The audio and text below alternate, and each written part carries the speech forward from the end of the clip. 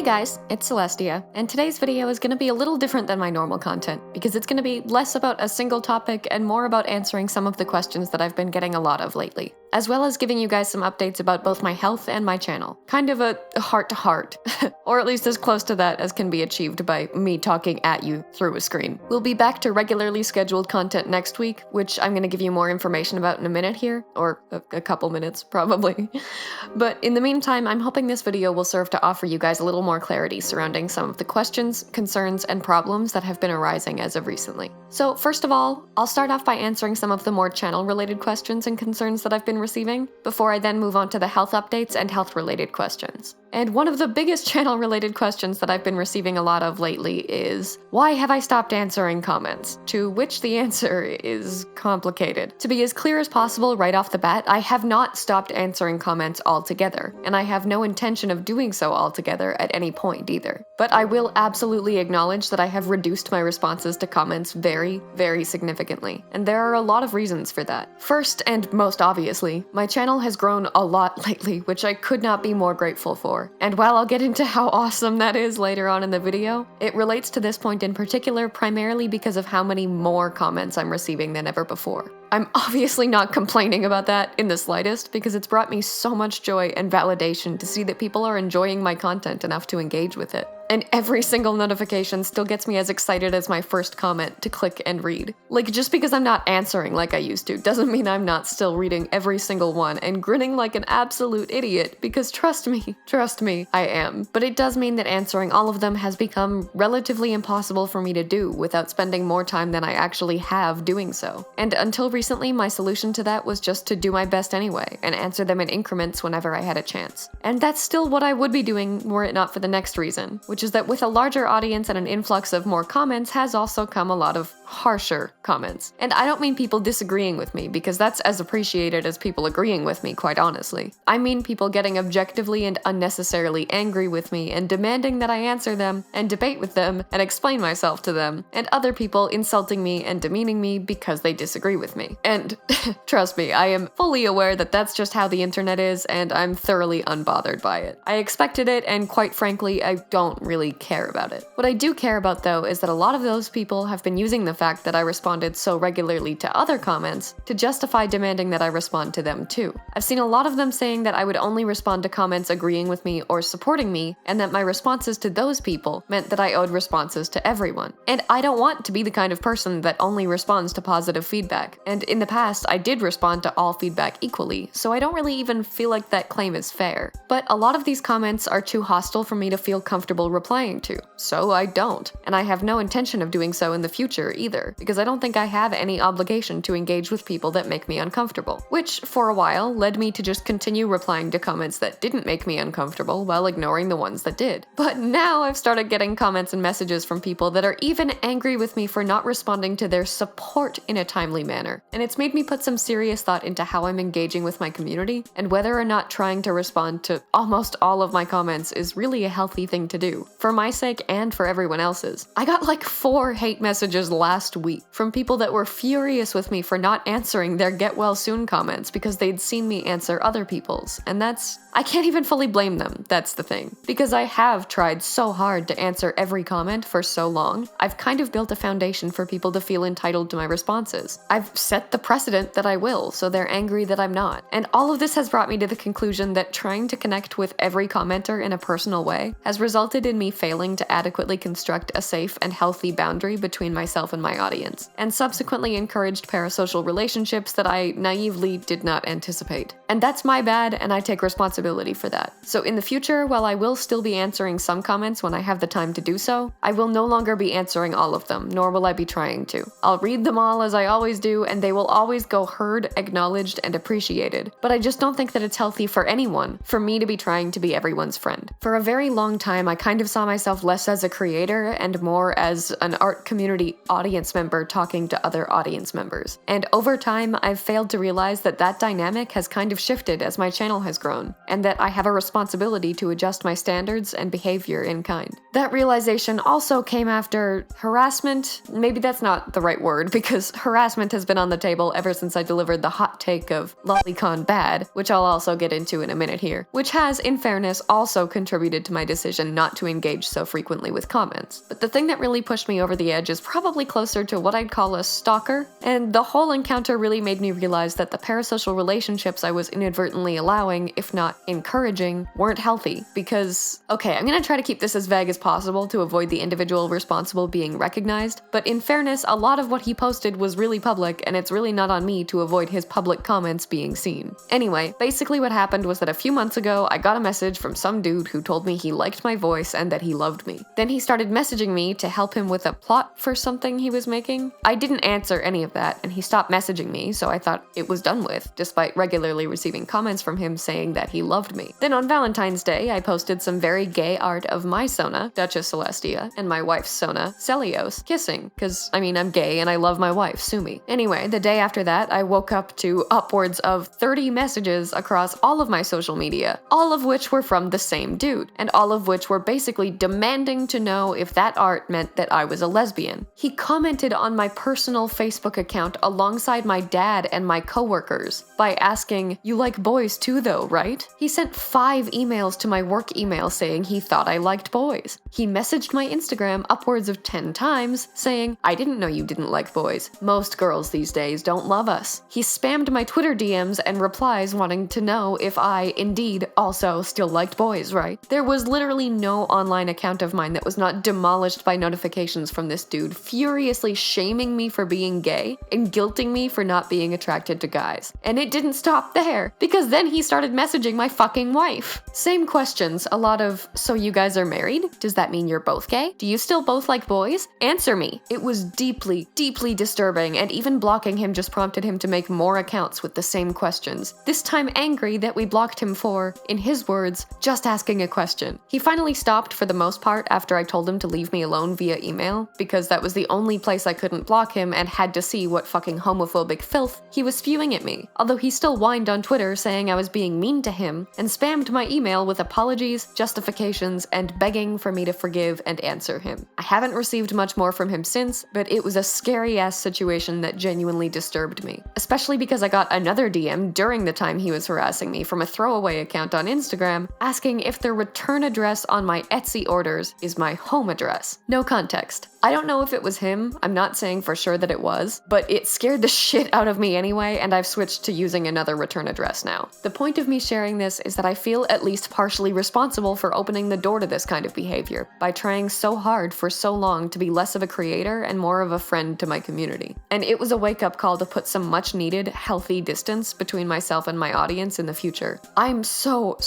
grateful for every comment, for all of the support, for the fact that my channel's been growing as it has, and I can't stress enough that this does not mean that I'm gonna stop engaging with everyone altogether. I'm gonna try to switch to streaming once a week to connect with the community instead, because I feel like that's a healthier, safer, and more sustainable method that maintains boundaries while still letting me talk to everyone like I want to. The next concern was also relating to comments, and it's that many people have mentioned that their comments are being deleted, and many are worried that I'm deleting them. Some particularly bold individuals have claimed that I'm deleting comments that I disagree with, which is what made me decide to actually take a second to address this, because I don't want absolutely anyone worrying that I'm gonna censor what they have to say in the comments if it's not supportive or in agreement with the views and opinions that I stated in whatever video they're commenting on. I have never deleted a comment on any of my videos, and I have always made that a very big point. There's still a comment out there on my video talking about the abuse I dealt with at the hospital, telling me to grow up and get over myself. And there's still a comment on my very old story time about my groomer, telling me that it was kind of my own fault. I don't like those comments, and they're clearly living rent-free in my head if I still remember them specifically, but I would never delete them because I believe they have a right to be there. YouTube's system automatically deletes comments that it flags as spam or as otherwise harmful, whatever that means. And whilst I have done everything possible on my end to stop that, including turning off the option to hold comments that it deems potentially problematic and allowing them all by default instead, despite that, this issue is an ongoing one that they've done very little, if not nothing at all, to fix. As such, I don't really have any solution to offer, but I can say that I have never deleted a comment on any of my videos, nor will I ever, unless that comment uses a slur or attacks another person or group of people, which has not happened yet to my knowledge. If your comment doesn't do that, and it does disappear, I recommend just re-commenting it, because I can say with confidence that it is a mistake on YouTube's end and not a deliberate attempt to silence you. Another big request I've been getting a lot of lately is to cover specific dramas and stories. And this is another thing that I'd just like to try to bring a little more clarity to, because that's not what this channel is, nor do I intend for it to ever become what this channel is. I'm not against drama coverage, and I completely understand the importance of bringing attention to serious issues taking place in the community. And maybe someday there will come a time when I feel qualified to do that. But not only do I not feel qualified to be covering drama as any kind of legitimate source of information, I also don't want to. Not out of a lack of interest, nor out of distaste for that type of content, but because that's not the kind of thing that brings me joy to create. When I discuss specific situations like when Jackie Droiko was cancelled on TikTok for drawing Britney Spears with a tiny waist, or when Dolly Guts was cancelled for sharing their vent art, I don't do so for the purpose of covering those dramas. I do so to use those dramas as examples relating to a wider, broader issue that I want to discuss. So to go further with those examples, I talked about Jackie because I was discussing whether or not stylizing art contributed to the erasure of certain body types in art. I talked about Dolly Guts because I was discussing whether or not vent art should be censored. It's important to me that I use this channel to discuss the underlying issues that the art community is facing. And yes, that sometimes does mean addressing specific controversies and situations in the process to bring more clarity to the severity and specificity of what I'm discussing. But I would strongly prefer not to discuss specific controversies in and of themselves without there being a broader underlying issue as the video's focus. So when sending video topic suggestions, please do feel free to suggest individual controversies if you feel they're important, but please also be aware that I am not and will not become the kind of channel that covers them for the sake of covering them. I may address them in relation to wider reaching art-related issues, but especially if the drama has nothing to do with art, it's very unlikely that it's something I'll discuss. Again, I have nothing against channels that do cover these types of issues, it's just not what I feel comfortable doing, and I'd much rather leave that to channels that specialize in that type of content. Next, as I mentioned, lolicon. In one of my recent videos discussing censorship in art and whether or not it's ever okay, linked in the card above, I disavowed lolicon as being the only type of art that does objectively and consistently warrant censorship and moral criticism. Since then, I have received an ungodly amount of harassment from people defending lolicon and seeking my empirical proof that enjoying and creating lolicon makes a person a pedophile, or at least reflects pedophilic inclinations. Since these messages and comments began, I have been compiling that proof and preparing a video to address these criticisms. And I've also been in contact with a mental health professional who has agreed to be interviewed for their educated and objective stance on the issue. No, I am not ignoring all of the messages asking for a follow-up or more information on why I feel justified in publicly criticizing and disavowing lolicon. I am instead making a whole video to provide that. I'm just making sure that I give that video the time, care, and attention that it deserves. Long story short, I stand by my take, and a video addressing all of the backlash I received from that initial video will be out next week or the week after. Finally, last art/channel related question I've been getting a lot of is, do I support NFTs? And in contrast to a lot of these other questions, my answer is very simple. No, I do not. I strongly and passionately protest NFTs and everything they stand for, and my video title, "This NFT is selling for $1 million as it should be," was very clearly a joke. To all of the crypto bros in the comments who failed to watch the video, specifically the section where I openly called out all NFTs, stop using my comment section to share your crypto investment tips, and stop thanking me for my support of NFTs. I could not have made it clearer that I do not support them, and that will not change in the future. I rescinded all support of Bubble House after they started endorsing them. All of my commission contracts specifically bar any use of my work as NFTs. I have turned down a very large number of clearly misinformed individuals asking me to work on their NFT projects or do NFT commissions, and I will turn down any others that follow, so stop sending them. Moving on. So, on the more personal end of things, a lot of viewers have been asking for updates on my health after my last couple videos relating to it, so I'd like to address that next. Unfortunately, I don't actually have that many health-related updates, but I will give you guys a summary of what has happened since I last discussed it. As many of you may know from my community tab or my Twitter, I recently opened a new goal on Ko-fi seeking financial support to help with my medical bills. And after not even a full month, that goal was met. It was enough for me to pay for all of my medication, pay for the transportation needed to get me to and from upcoming medical procedures that I would otherwise not have been able to attend, and has allowed me to start paying off some of the credit card debt that accumulated from paying off for all of those things myself for so long. And I cannot thank any of you enough for that. As I said on my community tab and on Twitter, I have been so unbelievably overwhelmed by everyone's support, kindness, and generosity. I think a lot of people thought I was joking when I said that before that goal was launched, I was trying to sell my blood to pay bills, but that was very, very not joking. You can sell plasma in my province, and I was desperately trying to do so before launching that Ko-fi goal, but was rejected due to being below the minimum weight requirement, which was the irony to end all irony, let me tell you, because I'm only at this low of a weight because I'm sick, and I couldn't pay for the treatment to help me be less sick without being able to sell the plasma that they wouldn't let me sell because I was too sick.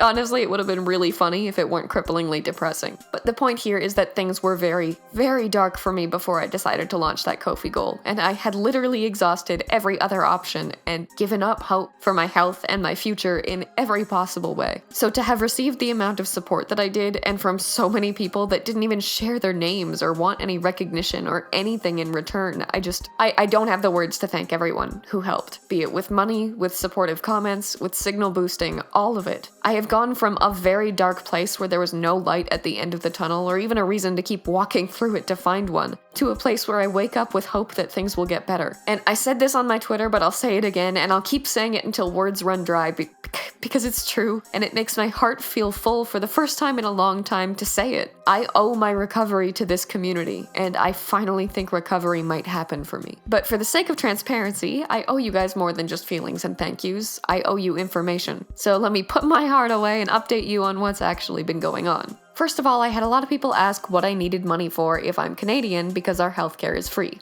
which is an exceptionally valid question because there are a lot of common misconceptions about our healthcare system. So basically, in Canada, it's free to see a doctor. Appointments are free, surgeries are free, tests are free, and most procedures are free. As a result of that, they also have waiting lists ranging from 6 months to 6 years, and having waited for 8 years already and ending up this bad as a result, I've turned to specialists instead, some of which are not free. Specifically, I've started treatment with TCM, or traditional Chinese medicine, which is notoriously expensive. In addition to that, while seeing doctors is free in Canada, getting the medication they prescribe you is not free. It's actually pretty expensive. Generally speaking, the meds I'm currently on cost roughly $150 a month, and due to that already being more than I can afford, I've spent the last 6 months declining all the other medications they've wanted me to try because I can't afford more. Finally, there's only one place in the city I live in that does the tests that I need, and it is very far away from my home because it's a big city. Normally I would take public transit, but these procedures require me to be sedated, and they will not legally allow me to get those procedures and then take transit due to the fact that I will be thoroughly incapacitated. They will only release me to an individual who will drive me straight home. And even if they would release me to transit, I doubt I'd actually have the awareness and sobriety to get home. So that means I have to take an Uber to and from both procedures, which, based on the distance from my home, is exceptionally expensive. As such, despite Canada being touted as somewhere with a completely free healthcare system, it's pretty far from it. We're obviously very lucky compared to places with completely private systems, but it's not free. And don't get me started on dentists, by the way. I had them pull a perfectly good tooth because my insurance only covered extraction. And getting a root canal to save the tooth would have cost more than 4 months worth of rent. But before I ramble about Canadian dentistry, I'm gonna drop that and move on. Point is, that's what left me in need of financial support despite Canada's public healthcare system. All of that aside, what's actually been going on with my health has been slow. Like I said, because the system is free, it's also exceptionally slow, which means waiting a really long time for anything to get done. That said, I'm also very lucky because I finally found a good family doctor who referred me to a good GI, or gastroenterologist, someone who specializes in stomach problems, basically. And that GI is actually taking my problems seriously, probably because of all of the blood in my vomit and stool, which in fairness, seems like something that should have been taken seriously a long time ago. Anyway, I'm currently waiting for a bowel ultrasound, a gastroscopy, and a colonoscopy so that they can investigate my symptoms. And if you've watched my other videos, you'll know that I've had all of those before. But the GI thinks it's worthwhile to have another look, and he also says that since the ultrasound and gastroscopy were both, I think, over 6 years ago now, around there, it's likely that a lot has changed since then. They also found a few ovarian cysts that they believe might be causing the symptoms that my previous doctor attributed to possible endometriosis, and they believe that because my mom has Crohn's disease, it's it's likely that I'm in the early stages of one of the 5 types of Crohn's myself, as it has a strong documented genetic component. I won't have any conclusive answers for quite a while, but I do finally have a doctor who cares enough to look for those answers, and that's already so much more than I've ever had before. On the medication end of things, as a result of the Ko-fi donations, I've been able to start on a new type of iron supplement, because as of a blood test from a week ago, the iron levels in my blood are now even lower than before, due to the malnutrition resulting from my inability to eat properly. I've been on iron supplements for years now to no avail, but this new supplement is heme iron, which is apparently absorbed better and is essentially their final option before they start giving me iron transfusions. But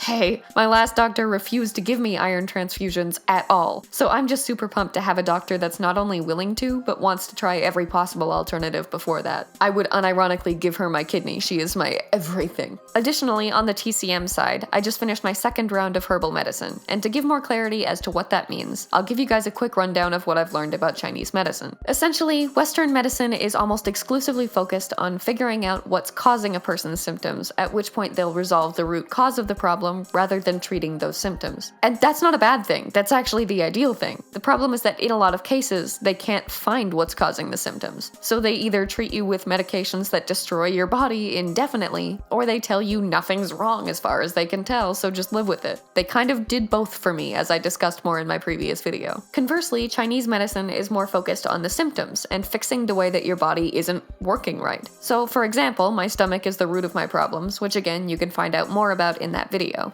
Western medicine basically said, hey, we can't figure out why your stomach isn't digesting food or why it's bleeding, so keep taking this drug that stops it from making stomach acid for the rest of your life, even if that drug also destroys your stomach and your kidneys. Chinese medicine told me, hey, we don't know what's up with your stomach right now, but instead of just giving up and condemning you to a life of pain, let's at least help your stomach start doing what it's supposed to be doing again in the meantime. As the doctor explained it to me, at least in my particular case, the goal is to make my stomach start digesting food again until the tests reveal why it stopped doing so in the first place. And so far, it's been... okay, well, the stomach pain is still so bad that I can't eat, and there's been no change there. But I have been on every Western medicine known to man that's supposed to make your stomach pass food, and none of it has worked even 10% as well as this has. I don't want to go into too much more detail here because it has a lot to do with the intimate details of my pooping life, but it is helping.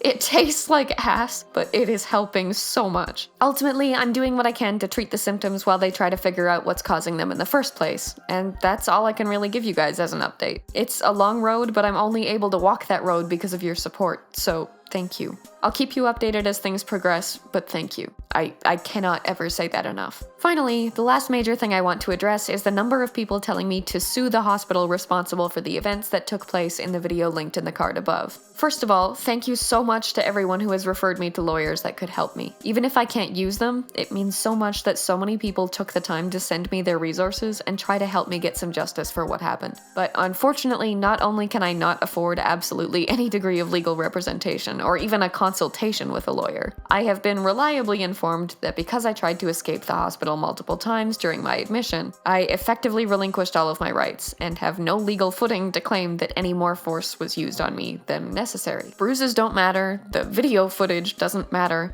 I was breaking the law by trying to escape and therefore don't have any right to sue them or get any of the people responsible fired. Wish I had better news or a way to go from here that could promote any kind of positive change, but I have neither the money nor the legal ground to pursue that. I'm sorry. All I can say is that I'm overwhelmingly grateful for the kindness that so many people have offered me in the comments of that video, and that support has helped me through a very, very hard time. Okay, this video has already dragged on for way too long, but hopefully it's given you guys some answers and clarity when it comes to recent questions, concerns, issues, etc. I have a lot of exciting announcements coming up soon, like new merch, a VTuber debut date where I may or may not be smashing and passing all 898 Pokemon, an art studio, which is an online thing, not a physical thing. Don't get too excited, I'm still poor. A Patreon, and more. All of which will hopefully be announced either in my next video or very soon on social media. I hope you guys enjoyed today's slightly unconventional video, and thank you for watching. Special thank you as always to channel members Cafe Soleil,